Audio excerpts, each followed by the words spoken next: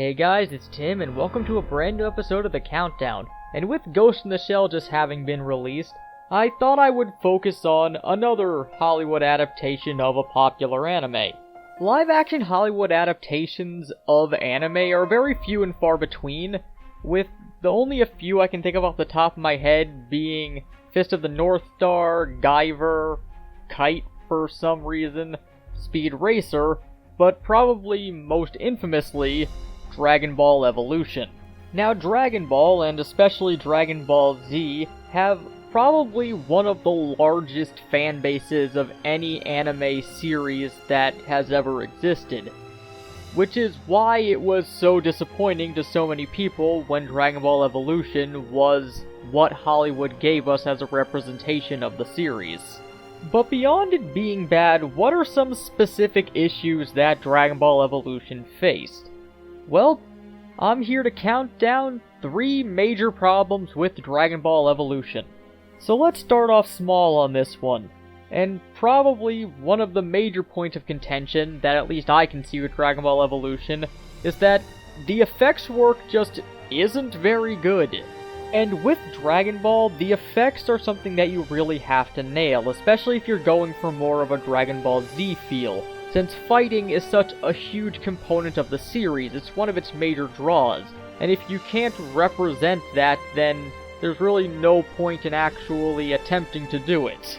But the effects in this movie, from the Kamehameha, which just sort of looks like blue air, and it's even described as airbending in the movie, to just the look and feel of the sets and characters, nothing really feels like it's actually there and happening, even the very few practical effects that they had. The effects are so bad in the movie, it's almost like Mr. Satan wrote it and made it intentionally bad to show everyone that it was a trick. But while bad effects can take you out of a movie, how is the movie itself from a writing perspective? Well, honestly, this might actually be the biggest problem with the movie. On its own, in a vacuum outside of being a Dragon Ball property, it's still not a good movie. In fact, if you've seen the eye riff that Team 4-Star did for Dragon Ball Evolution, they really hit the nail on the head with what this movie really feels like. And what they said was, it feels like they just took a generic direct-to-video script from the 90s and then just word-replaced terms with Dragon Ball terms. And that's what it feels like, a low-rent 90s action movie. In fact, to me it feels like a mixture of a really bad version of Mortal Kombat and a really bad version of the Mighty Morphin Power Rangers movie. It's got the Mortal Kombat thing of our main character being an emotional martial artist who goes after the main villain because they killed a member of their family, leading to a final one-on-one fight. And it feels like the Mighty Morphin Power Rangers movie because it's just moving from set piece to set piece, fighting rubber-suited minion monsters and tons of really bad-looking CGI. But the reason why those two movies worked to some degree and Dragon Ball Evolution didn't was because there was something to latch onto. There were likable characters and over-the-top things in Mortal Kombat to be attached to. And with Power Rangers, you had some of the stunt work, which still looks fine today, and also the villain was really entertaining. But you don't have either of those in Dragon Ball Evolution. Plus, with hindsight, neither of the two movies I just mentioned are all that great, but Dragon Ball Evolution still feels like a lesser version of both of them. It's just so bland and plotting, and there's really just nothing to attach yourself to, even beyond the lack of Dragon Ball-ness of what's going on. Which leads to my final point, which is, while it does seem like at least someone in the writing staff had some knowledge of Dragon Ball, they didn't want to commit to actually being a Dragon Ball movie. At the movie's core, it does tell the story of Dragon Ball. It's about Goku, who lived in the mountains with his grandpa, who dies, and then he goes on a quest with Bulma after she finds him by tracking his 4-star ball. They meet up with Master Roshi at some point, and it leads to him fighting Piccolo. But the issue is that outside of that, there's really nothing to actually directly compare to Dragon Ball. all of the characters are their Dragon Ball counterpart in name only, with probably Piccolo being the closest to actually being like how he was in the original. It's very clear that with Goku they were trying to appeal to people who were fans of Spider-Man by making him the loser who's constantly beat up despite having all of these great powers. And they have him pine after this popular girl in school who's attracted to him due to his awkward charm. Which, to be fair, the latter of that statement is true, but basically none of that represents Goku, who would never really hold back in a fight for anything, and didn't know what marriage was until he was 18, 19, however old he was when he fought Chi-Chi in the World Martial Arts Tournament. And despite being married, and there being evidence that he's had sex at least twice, he shows no real interest in romantic endeavors. They basically entirely removed the entire perversion angle of Master Roshi, so he's just a generic, wise martial arts teacher.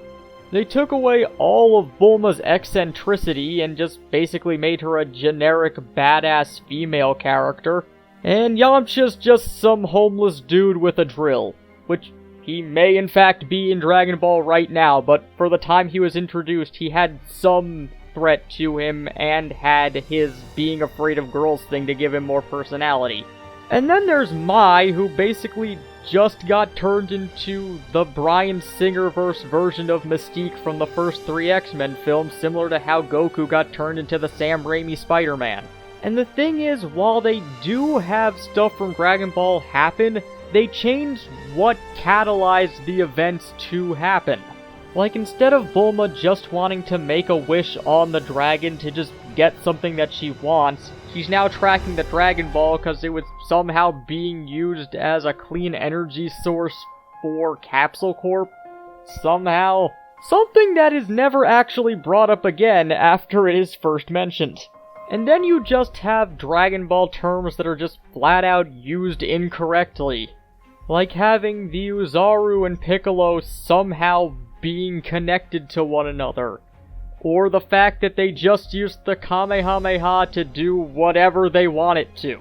So you have the bizarre scene where the Kamehameha, which literally translates to Turtle Destruction or Turtle Devastation Wave, being used to heal someone. And this makes it feel even more like they just took a generic script for an action movie that was going nowhere and just replaced terms with Dragon Ball terms. But yeah, those are 3 major problems with Dragon Ball Evolution and why it doesn't work. The effects are laughable, the script even in a vacuum doesn't work on its own due to just not being engaging, and it only has a connection to Dragon Ball in a very loose and liberal sense. Obviously, the first 2 make it so that this movie was never going to appeal to mass audiences, and the latter was never going to make it appeal to Dragon Ball fans, so it's a movie that just doesn't work in any regard. It's not the worst film ever. Hell, it's not even the worst adaptation that happened roughly around that same time, because I still posit that Last Airbender is a worse movie overall. But the movie is by no means good, and it definitely doesn't work in its current form. But what do you guys think? What are your major issues with Dragon Ball Evolution? Well, as always, let us know down in the comments. And if you like what you've seen here and you want to be updated whenever Hybrid Network puts out a new video, then click that subscribe button and click the bell next to it and you'll be immediately told when we produce new content, news videos, topic videos, and various podcasts that we do. But until next time, this has been Tim from the Hybrid Network, signing out.